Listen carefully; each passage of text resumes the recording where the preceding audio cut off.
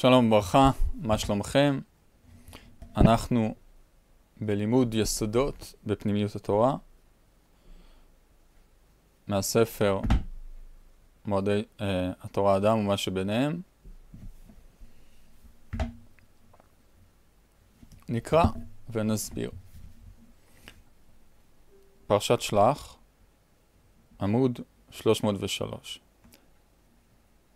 יש מבצע על הספר, לחודש הספר, ב-90 שקלים. אני אשים לינק למטה, ניתן להזמין. יסודות בלימוד פנימיות התורה. ההבדל בין עבודה פנימית להתרגשות הלב. כדי לראות פרשה זו, או כל פרשה אחרת בפנימיות, עלינו לסגל לעצמנו דרך הסתכלות זו, עד כדי שנוכל לראות בכל פרט סימן דרך לעבודה פנימית בתוכנו. עבודה פנימית הינה עבודה בה האדם עובד על כוונת הלב, ולא רק על המעשה הגופני. כן, זאת אומרת, זה הבדל שמיים וארץ. יש את הפעולה החיצונית, שההתפעלות ממנה היא גם מאוד מאוד מינימלית, כשהיא נעשית בלי כוונה פנימית. ובכוונה הפנימית יש המון מדרגות, ועיקר ההתקדמות היא בכוונה הפנימית. מעשה המצווה עצמו הוא רק גירוי. אז קיימתי 100 מצוות, היינו פה 150 גלגולים, קיימנו את אותם מצוות כל הזמן, אפילו התגרשתם בגלגול הקודם.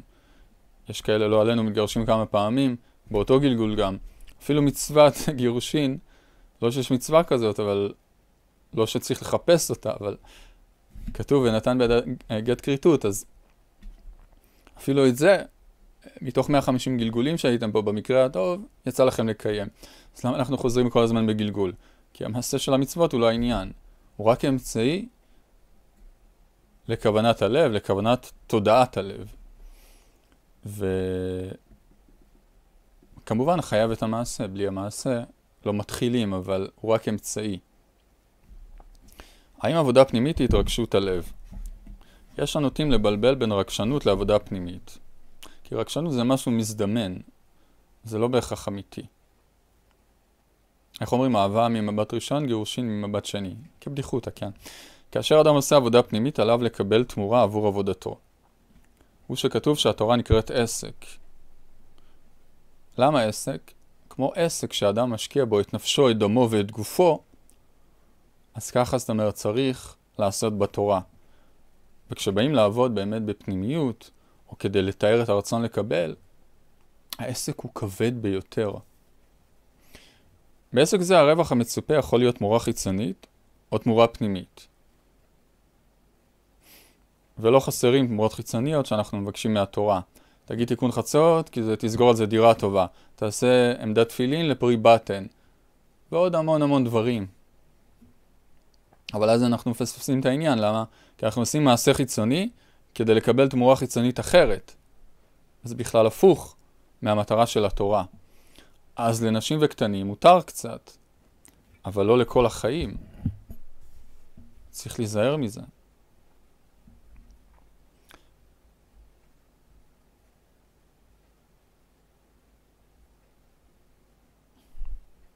בעסק זה הרווח המצופה יכול להיות תמורה חיצונית או תמורה פנימית. בעבודה הפנימית אנו מבקשים שהתמורה תהיה שינוי כוונת הלב. אם ישנה התרגשות זה לא מכריח את שינוי הלב לכיוון הרצוי. כן, כי ההתרגשות זה התלהבות בתוך הדעת, אבל היא גם חולפת באותו אופן. אז אנחנו מודדים את זה על אווירת נפש כללית הרבה יותר עמוקה, ולא על התרגשות רגעית. זה בסדר שיהיה מדי פעם התרגשויות, אבל אסור שזה יהיה המדד, כי ההתרגשויות האלה הן באות ועפות אחר כך, ואז האדם עף איתם. ואז הוא במדבר גדול כשאין לו התרגשות, והוא לא יכול לעבוד בכלל. וצריך להיזהר מזה. ראוי לשים לב שהרצון לשינוי פנימי אינו אומר שלא צריך לעשות עבודה חיצונית, אלא שהעבודה החיצונית הינה אמצעי לשינוי הפנימי. יש הטועים לחשוב ששינוי פנימי נעשה על ידי מדיטציה או תפילה. אכן הדבר כך. המעשה מכין את האפשרות להתפלל כראוי. מכין את האדם להתכוון למקום הנכון. המעשה יוצר חשיבות לדבר נרצה.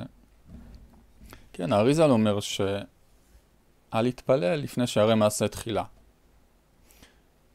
המעשה זה מראה את ההשתדלות שלי בדבר, את העבודה שלי, את הסביבת עבודה.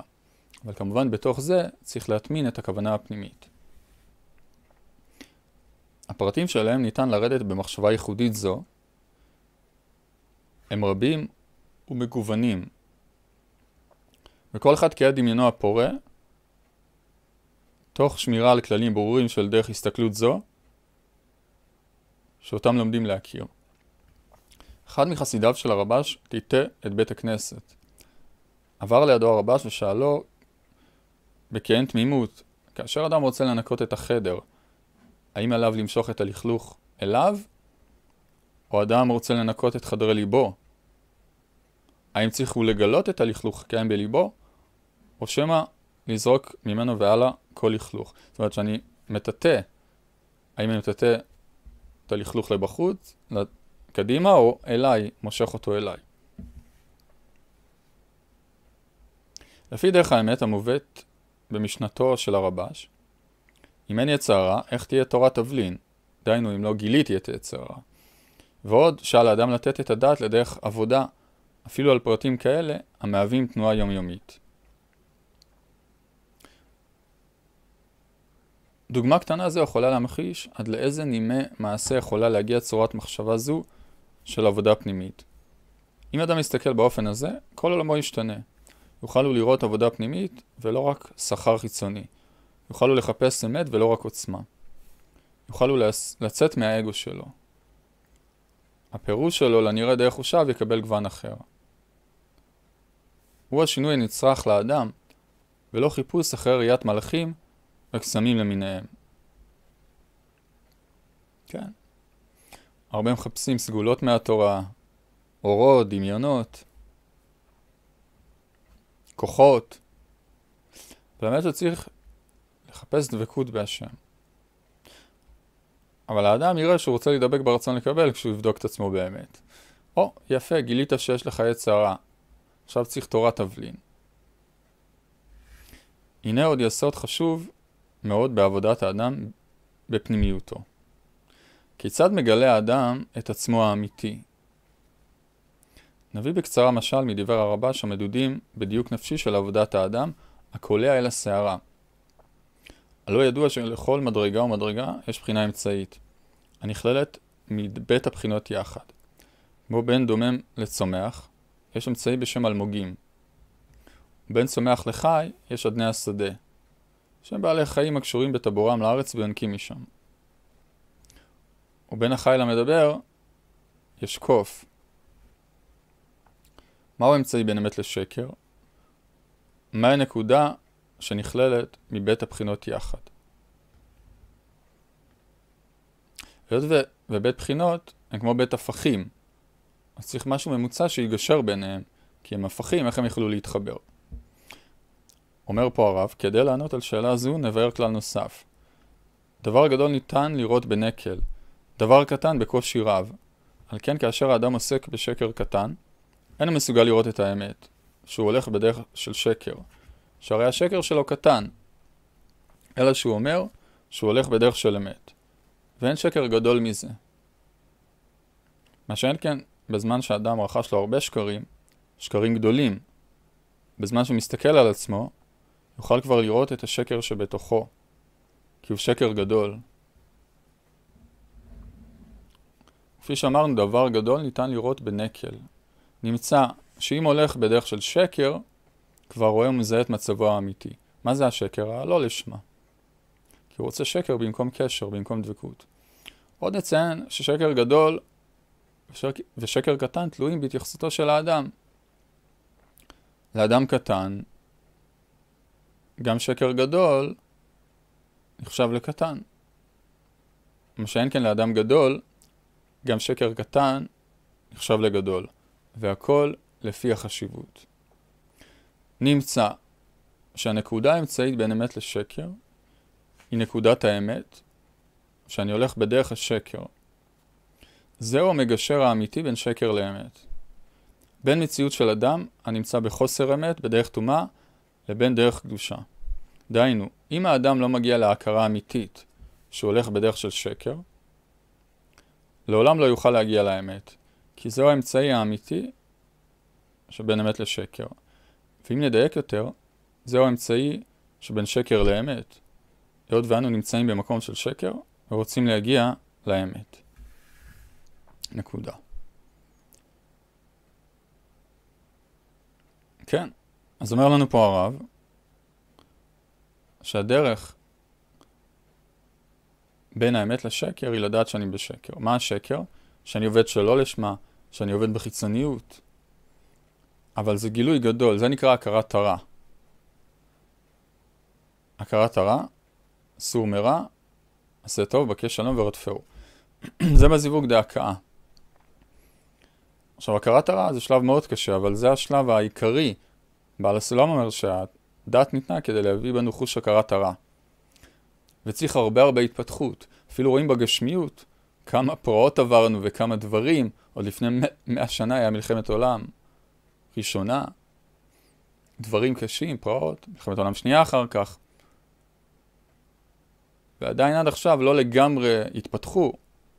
והשתננו לחלוטין ב100 השנה האלה. הכל קשור לעם ישראל, גם שהיה צריך לשוב ארצה. אבל איזה פרעות קשות היה. האנושות התפתחה, הגיעה לטיפה הכרת הרע בחיצוניות. זו מדרגה מאוד נמוכה ביחס לרוחניות, אבל לאנושות הבהמית זו מדרגה גבוהה. פעם היו שוחטים בני אנשים ברחוב. מישהו בשבט היה שוחט שבט שלם, הולך לאכול עם הבן שלו אחר כך. העולם במקום אחר, ירדו כללים חדשים לעולם. התודעה אחרת. זה עניין של התפתחות. אז הכרת הרע זה דבר חשוב, אבל זה מאוד קשה. איך אומר הבעל שם טוב? כשדרך הטוב, עשה טוב, מגלים את הרע. אבל מה הכוונה? שהאדם פועל טוב, שזה את התורה, אם הרע לו כמה הוא רע. אופלה. לכן, זה דבר קריטי, הכרת הרע. עיקר התורה ומצוות, וזו נקודה מאוד מאוד יסודית. בהתחלה הם נקראים תרי"ג עיטין. ותרי"ג עיטין, התפקיד שלהם לתאר את הרצון לקבל. אבל אני צריך לעשות אותם עם הכוונה שאני רוצה לתאר את הרצון לקבל. אבל בדרך כלל האדם ניגש למצוות שעושה אותם כדי לקבל שכר, כדי לקבל תמורה. אז האווירת פנימיות, העבודה הפנימית, מגלה לנו את הרע הזה, ולאט לאט אנחנו מתחילים לכוון לדבר אחר. למה? כי אנחנו רואים שאין ברירה, כאשר אנחנו מכוונים בענת לקבל, מי שעובד בדרך האמת, כוח הדין פועל עליו, והוא פתאום רואה שזה רק מרחיק אותו. לכן, התרי"ג עיטין, הם בעיקר עיטין כשאני אעשה אותם כדי לתאר את הרצון לקבל. אבל אז זו עבודה מאוד קשה, כי זה הפוך מטבע האדם. אז בסדר, מתחילים לעבוד לאט לאט, ופרוטה ופרוטה מצטרפת לחשבון גדול, אבל זה עבודה, זה לא פשוט בכלל. אבל זה התיקון הנצרך. ואז כשהוא מתאר את הרצון לקבל, ויש בזה המון מדרגות, כי הרצון שהבורא ברא, זה קצת מצחיק או עצוב, אבל זה לא הרצון הגשמי שאנחנו מכירים שהוא קטנטן. זה פירורים, אבל מאמנים אותנו בצעצועים עד שנהיה ראויים לעבוד על דברים אמיתיים. אז האמצעי בין בין הגשמיות לרוחניות זה צעצועים אמיתיים. איך אומר הרב"ש? שנתרגל לכוון על מנת להשפיע בצעצועים. למה? היות וביחס לאור האלוקי, שהוא מעבר לזמן ומקום, היות והכלים שם הם בהשוואת הצורה לאלוקות, והכלים הגשמיים שמייצגים את הנפרדות והפרטיות, הם בזמן ומקום היעדר חילוף תמורה, לכן הם כל כך קטנים, נמוכים, היות והם בנפרדות מהאלוקות. אבל דרך זה אני יכול להתחיל להתאמן, ולקנות אמונה, ולתאר אותם. וזה באמת האמצעי. מה האמצעי בין הגשמיות לרוחניות? התרי"ג עיטין, דצעצועים. אני מתאמן בהם, וכאשר האדם יהיה במדרגה, אחרי הטהרה, אז זה עובר לתרי"ג פיקודין. שמה, בכל מצווה יש את האור המיוחד בה. כמו שלשניצל יש טעם של שניצל, ולקפה טעם של קפה. אז אותו דבר, בכל מצווה, בתפילין, בציצית, היא מגרה אור רוחני אחר בתודעת האדם. אבל בהתחלה האדם לא מרגיש, המצוות מרגישות אותו דבר באופן כללי, שלא מרגישות כלום. או שהוא חוזר בתשובה, או בבר מצווה, יכול להיות שהוא מרגיש טיפה בכללי, ואחרי זה מסתלק. כי הוא כמו בחינת דומם. אז דומם זה תנועה כללית, הוא לא מרגיש שום את הפרטים. ככל שהוא עולה בדרגה הרוחנית, בתודעה הרוחנית, אז הוא יודע לפרש מהמצווה החיצונית את ההערה הפנימית שנמצאת בה. אבל עד שהוא לא מזכך את עצמו, לא נותנים לו. כי אם את הגשמיות הוא בולה לרצון לקבל, אם הוא יבלע גם את הרוחניות לרצון לקבל, הוא יהיה אבוד, הוא אף פעם לא יתקן. אז שמירה. הבורא מאוד מחמיר בדבר הזה, כתוב אל קנה ונוקם. הוא מאוד נוקם ונותר על העניין של הכוונה על מנת להשפיע, כי זה התיקון הנצרך. אבל זה גם מאוד מאוד קשה. אבל זה העבודה שבאנו לעשות. זה עולם העבודה פה, לא באנו לפה לנפוש יותר מדי. עכשיו, נקרא, אני קורא רק את היסודות, אתם יכולים לקנות את הספר ולראות את השאלות, או לראות את שיעור מודעות שבועית של הרב, שהוא נוגע בחלק מהנקודות.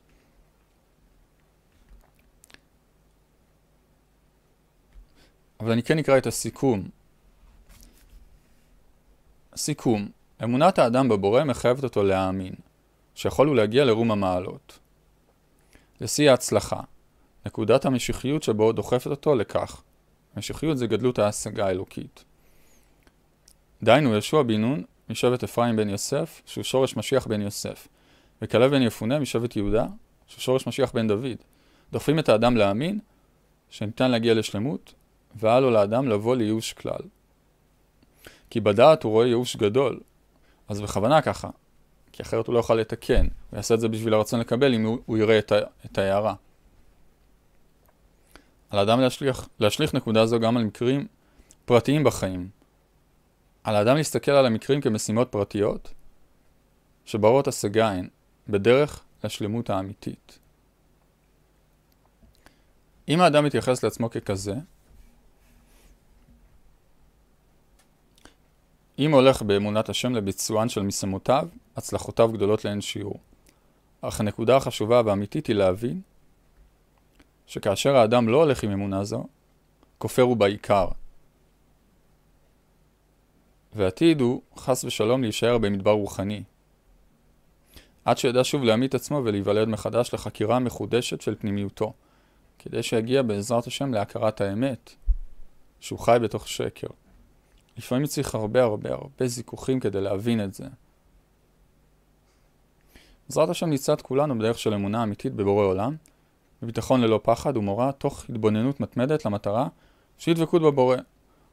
לא דבקות בדבר חולף, אלא דבקות בבורא עולם, בנצח נצחים, וכל הנדבק בנצח הוא המנצח, וכל הנדבק בזמני הוא המפסיד. הזמני נגיש יותר, מהיר יותר, אבל גם נפסד באותו אופן. הנצחי הוא דורש יגיעה, דורש עבודה, אבל כנגד זה הוא גם נשמר לאורך זמן. ולוואי ונזכה כולנו לומר, ניצחנו וננצח, גמרנו ונגמור, במהרה בימינו, אמן. אז אוקיי, היסוד שהרב פה נתן לנו, היה הבדל בין עבודה פנימית להתרגשות הלב, ושעבודה פנימית זה לא בהכרח התרגשות לב חיצונית. ושהאמצעי באמת לשקר, היא לדעת שאני בשקר. לכן אם התורה מגלה לאדם כמה הוא רחוק בהתחלה, והיא מגלה לו, זה התפקיד שלה, וזה לא קל, שלא ייבהל, שיבין שזה דרך התיקון, ובאמת הפוך מהשכל הרגיל, כי בחיצוניות כמה שאני לומד יותר, אני מגלה כמה אני יותר צדיק וטוב, ומגיע לי עולם הבא. בפנימיות מגלים לי כמה אני רחוק. אבל יתרון האור מתוך החושך. ההסתר הוא סיבת הגילוי כפתילה לאור הנאחז בה. רק כשההסתר הוא חזק ועוד לא מגיעים לכלל, אז זה באמת מאוד קשה. איך הרב אומר, כל חיסרון שבא מיתרון הוא יתרון. כל חיסרון שבא מגירעון הוא גירעון. בעזרת השם שנזכה ליתרון שבא מיתרון, מחיסרון שבא מיתרון, דהיינו רצון שבא מהדבקות, ובכך נעלה מעלה מעלה.